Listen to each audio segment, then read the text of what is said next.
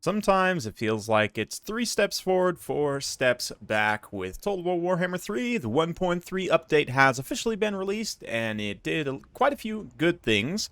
Number one good thing it did is removed the comeback mechanic, or the catch-up mechanic, from Domination, so you no longer get extra supply for being behind on victory tickets, which is just great.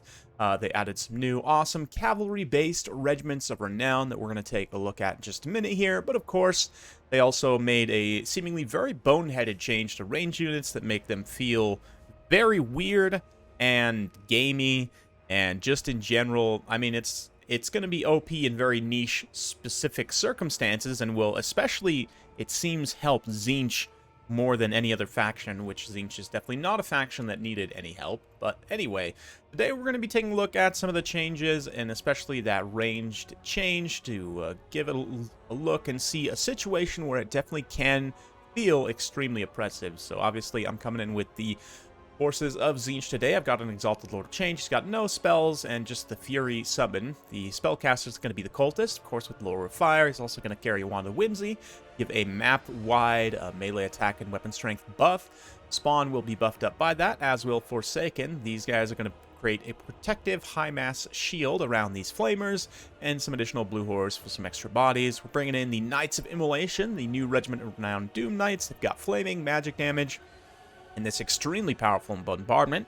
Does recharge in melee, but has 5 charges, as you'll see, and yeah, it's just very, very strong. We've got some more spawns, some more flamers, some more Forsaken, and lots of pinks and blues.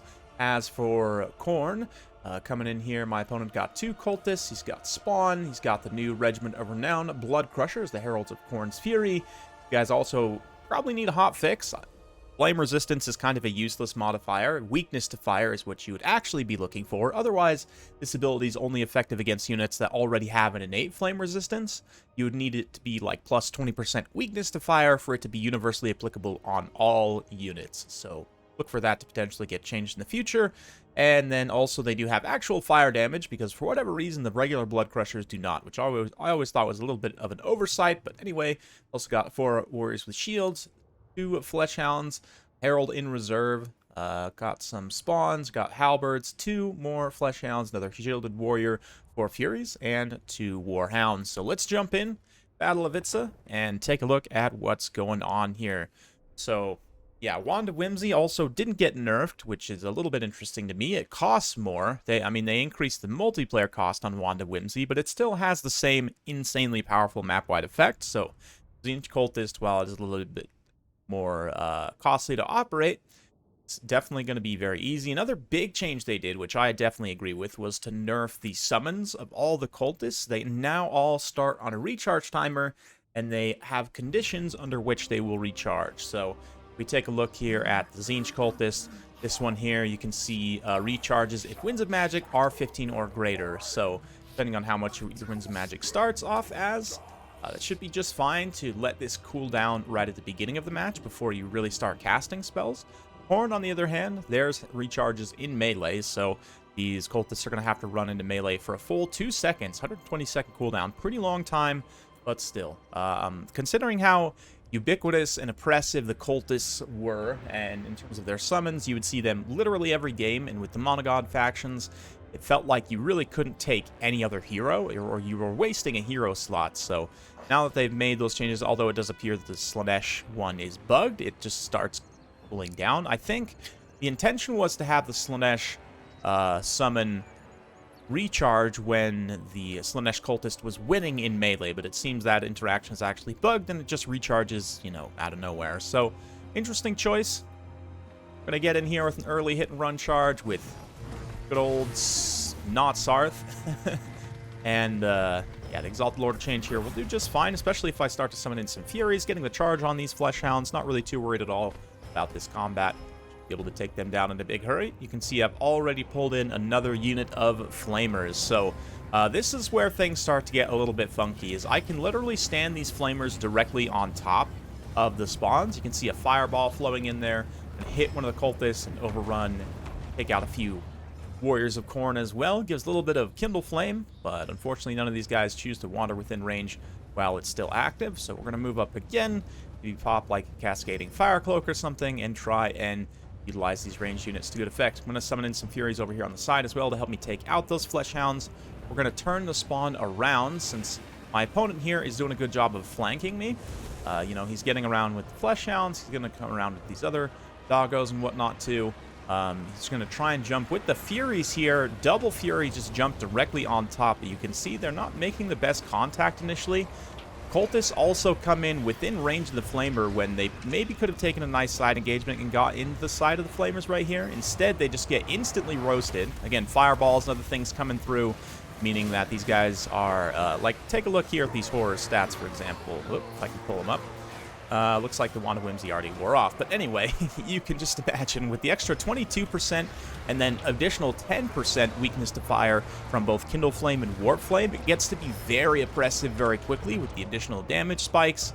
And yeah, you can see my opponent, again, came around, did an excellent flank, getting now a full surround with these Flesh Hounds. I'm going to countercharge. Nope.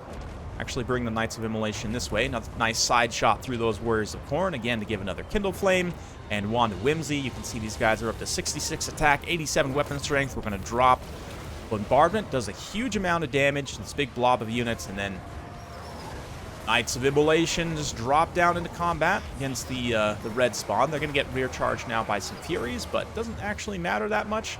The spawn are continuing to hold out. One unit of Flamers did get taken out by concerted Fury push, but this other unit of Flamers is still fully operational. They're going to get engaged a tiny bit by some Flesh Hounds there on the side and finally start to get taken out, but not before racking up an insane amount of value. I mean, 1347 on value. Cultist still slinging spells from a difference. Finally going to pull in his summon here as well. So yeah, how crazy OP is this? You know, obviously he's been actually able to take out both of my Flamers. An Exalted Flamer single entity might be even harder to take out, though, especially if it's buried, like, right in the center of a huge massive spawn. So, you know, this is only one interaction that is potentially very strong. The thing about most of the time, ranged blobbing isn't going to actually be that effective, right? Because the majority of factions have spells that can punish blobs or abilities. They can shoot back into blobs and get great value, but Khorne can't do any of those things, so they are especially vulnerable to this type of situation. Not to mention, as well, as we have the Herald's Khorne's Fury come out, they're going to get hit by the Sundered Armor of that bombardment. We're also going to, yeah, and of course the spawns hitting them with the Sundered Armor as well. We're going to hit them with the Warp Flame contact effect by dropping some hot loads on them. And then we'll drop down with the Knights of Immolation. So just real quick, I wanted to get this engagement on cinematic cam. Anyway, so, but again, we'll go back to the blob busting spells for a minute. For the most part, I mean, unless you're casting like a big AoE direct damage like Final Transmutation, most blob busting spells aren't going to hit monstrous infantry or monsters for very much damage, right? Like AoE damage spells like Vortexes, Winds, stuff like that, they just don't deal damage to monstrous infantry and single entities, right? So, being that as it is, and my opponent's going to already throw in the towel there, considering how much he was down on value, it's not really surprising. But again, this starts to become a problem, especially if you have very strong ranged monsters or monstrous infantry. Tzeentch definitely has that in Flamers.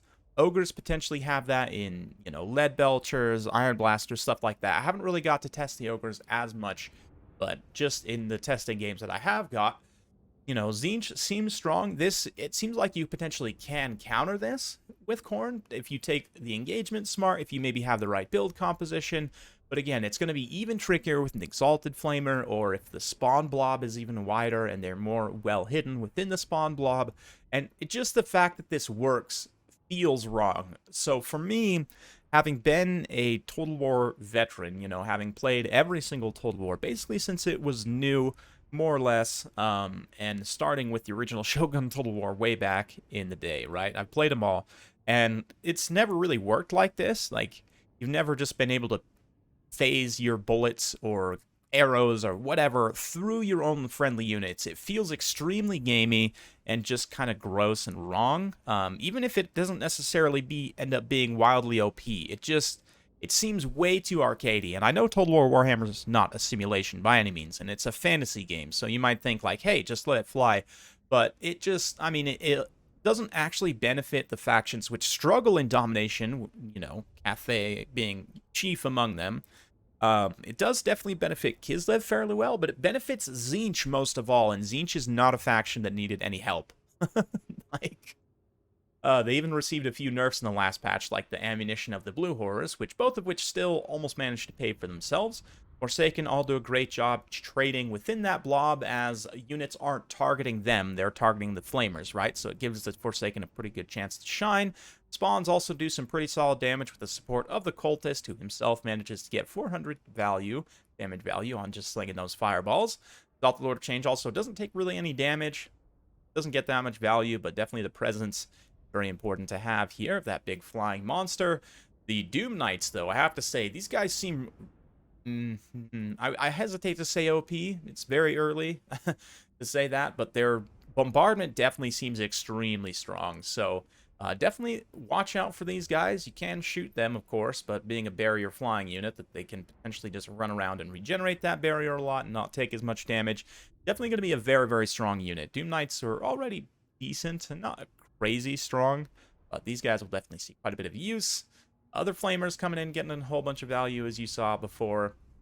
On Khorne's side, nothing is really going to pay for itself, so that definitely doesn't feel good at all. And again, my opponent maybe could have taken those engagements slightly differently, maybe used his units slightly differently, brought in some more Furies and whatnot, but it just, overall, it feels pretty terrible. So since that one was relatively quick, we are going to take a look at another replay here, this time between Kislev and Cathay. As mentioned, these two factions also benefited quite a bit from the ranged change.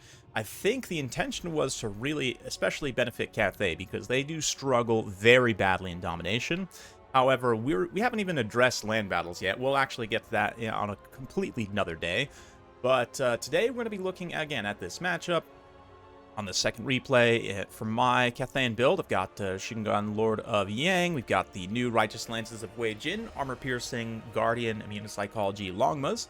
We've also got a Grand Cannon, 2 Jade Lancers, 2 Jade Halberds, 2 Jade Crossbows with shields, and a single Archer. In reserve, we've got more Jade Lancers, more Jade Halberds, more Jade Crossbows, 2 Swords, 2 Iron Hail Gunners as well, some Peasant Horsemen, and a Sky Junk. For Kislev, coming in with a nice switch, he's got Little Grom.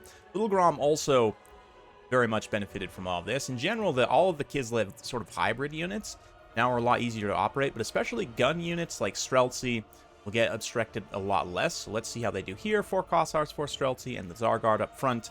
1 Heavy Sled in reserve with 2 Zargard Great Weapons, more Streltsy, single Winged Lancer, 3 Leopards, of course. Leopards have infantry capture weight, which I do expect to get addressed in a future patch, because that seems kind of wrong. But they are carrying Kislev pretty heavily here, so not surprised to see 3 of them, another Kossar, and 3 more Dervishes. So, once again, we're going to be on the Battle of Itza map. And let's see how these changes play out in terms of some different strategies. Now, Kislev doesn't have the best blob-busting spells. They definitely have some. But it's not even necessarily about the stacking units on top of each other here. Just generally, like, how do these factions feel to play now? In a more general sense. Yeah, already through a few test games, I can tell you, Little Grom is going to be insane in this patch. It is functionally impossible to shut it down. It continues firing pretty much through all circumstances, as long as it still has an attack order. Sometimes if you attack it melee, you can force it to drop its attack order, but all your opponent has to do is just re-click it. It'll immediately start shooting again, ignoring everything going around it in melee. So, yeah, there we go. We do have a little bit of unit stacking here. Immediately, I'm going to pay a price for it. Thankfully didn't fully contact both units there, but Little Grom making his presence felt. We're going to bring up my own Grand Cannon and start to deal some damage here.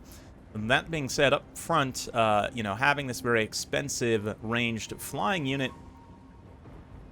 or not ranged, but just very expensive flying unit without any capture power, leaves me pretty light on infantry. You can see my opponent here has a huge infantry force.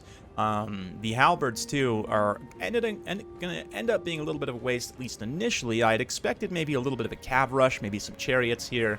So not having any, you know, really any targets to go after these halberds. Kind of kicking myself, just wishing I'd brought, like, a massive crossbow line. Likewise, I'm also going to make a little bit of a blunder here. You can see these Kossars. They're already hyper-focused on that Grand Cannon. I'm going to maneuver the Jade Lancers away. Try and not get hit by Little Grom there.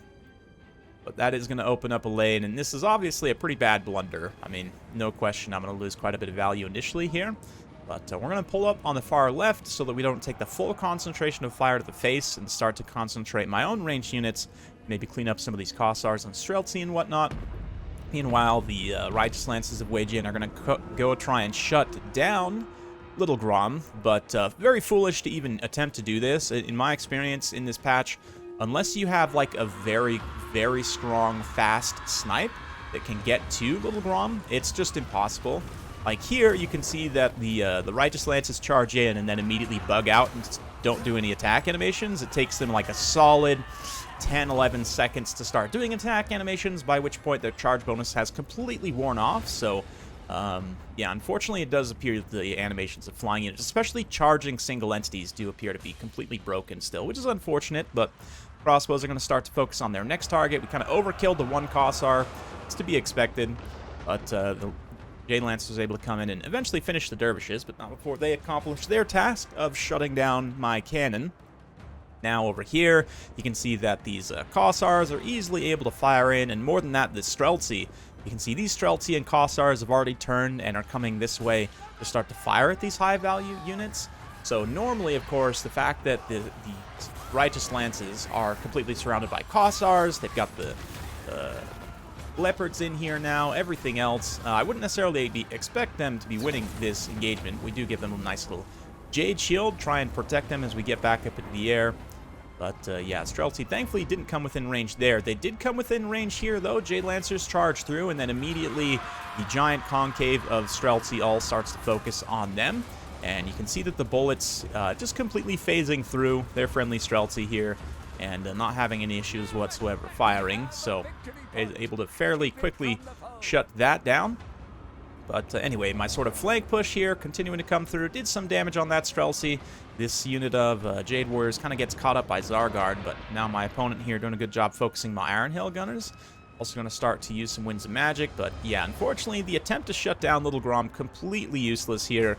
Eventually, I do get my Righteous Lances to come and drop a nice charge on these Streltsy, but again, they don't seem to kill them very quickly. I don't know. Maybe they don't actually have splash damage, in which case they're maybe not overkilling the models. I'd have to look at how much they do have, but likewise, my caster here, just in the middle of this giant concave of Streltsy, definitely not where I want to be. I should be kind of attacking the periphery and the flanks of this army instead of trying to go after the center, but, you know, mistakes being made all over the place, must be said. Here, this is a fun interaction. Now you can see that the Dread Column of Streltsy can fire directly through their own units, even though they're still kind of just firing at the flank here. Oof, nice Blizzard comes through, just absolutely wrecks this entire blob. So, you know, I take it back. Kislev does have spells that can completely wreck blobs, which is just nice. Yeah, let's see how it's going. Checking back in, I've got about 2,000 supply. I do have the one objective secured over here on the side, but this center force is feeling pretty nasty. I don't know if I'm going to be able to cut through them in a timely manner. Well, definitely not in a timely manner, but yeah, Jade Warrior's Halberds also just completely unresponsive as they're getting attacked in the back almost. I mean, I thought they had fixed formation attack in terms of making units more responsive, but it appears they in fact did not. Little Grom going to continue to focus on my caster here, and as a result, you know, she's just gonna die. But anyway, Jade Lancers and Iron Hails getting ready to make a push to try and clear out this center objective. The Iron Hails, with the movement order right now, really just need to stop and start shooting. But let's see if they're able to fire through their own horsemen. Get some of the UI elements out of the way. We can potentially see it is a little bit hard to see the bullet tracers in this game as compared to Total War Warhammer 2 as well, so sometimes it can be a little bit hard to tell what's going on. But like, okay, so like in this blob, right, arguably they should maybe be able to fire over the heads of the Streltsy anyway, right? But the bullets just kind of going through their own unit models. Like, you can literally see a few of the bullets just pass through that dude right there and went straight into my units. Same thing over here, except, oh no, wait, what's this? Pause real quick. That's weird. This unit's still obstructed. I wonder what's going on here.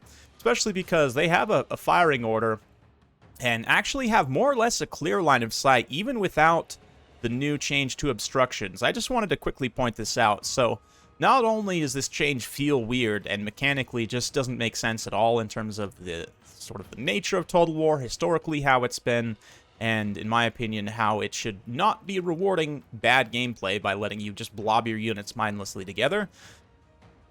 Somehow they're still obstructed, even though they have an actual clear line of sight, and it doesn't last very long. In a few seconds, they're going to actually realize that, oh no, wait, we do have a fully clear line of sight and can start shooting, but not before I switch targets onto something else, and then same thing happens to this unit. Like, they're actually still firing somewhat, but then, again, they show the obstruction thing. They're having a hard time actually all shooting at the same target, right? So it's just kind of weird. It doesn't seem very consistent, and I don't know. They have 100% clear line of sight right there, so I don't even know why they would even think that they're obstructed momentarily.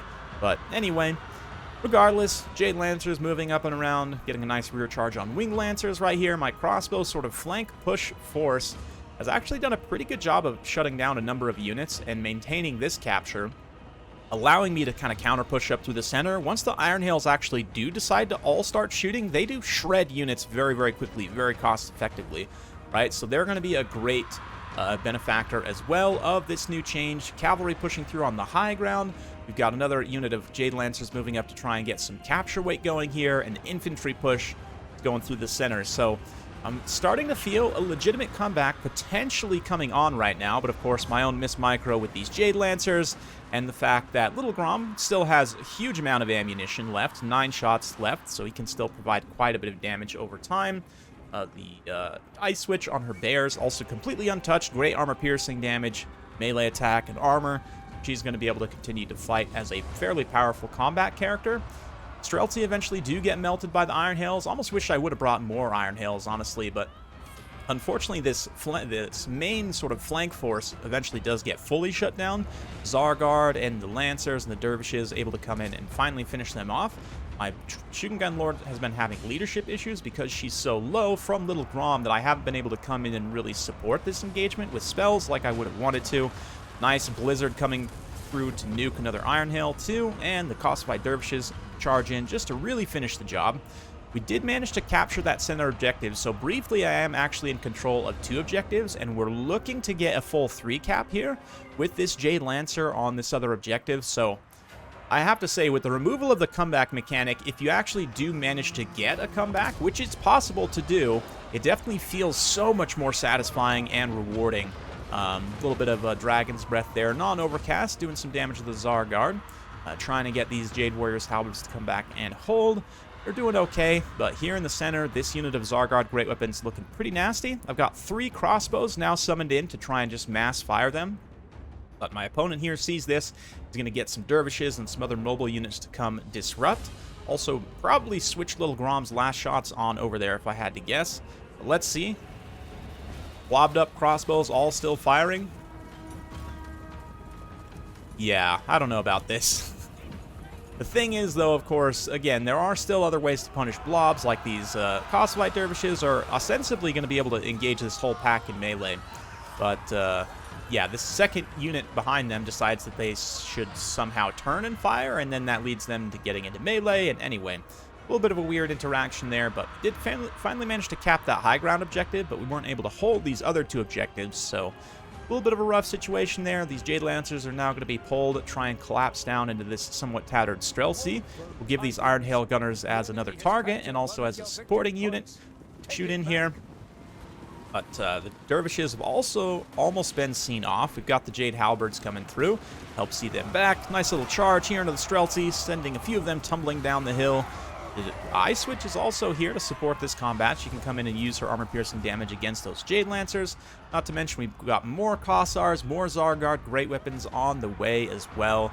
And the Snow Leopards, of course, still count as a full infantry capture weight, even at any HP amount, which is what makes them so good in Domination. Cathay doesn't have anything like that. It has no mobile units with high capture weight, which is why they suck in Domination, because every other faction has mobile units with high capture weight. So, again, the main reason why Cathay doesn't do well in Domination isn't even related to the fact that its ranged units can't operate effectively. So it's just a weird change. It's just a weird change, and I really, really don't like it. Maybe I'll start to enjoy it more if I get more games in with it, but I highly, highly doubt it, and it seems most people in the community agree. It's a pretty sad mechanic. After my, you know, comeback attempt gets thwarted, I'm just going to throw in the towel, because, yeah, everything just got routed right there. So, obviously, I made some pretty big blunders. It's not like I'm blaming that, you know, mechanic for losing, right? 100% that loss is on me,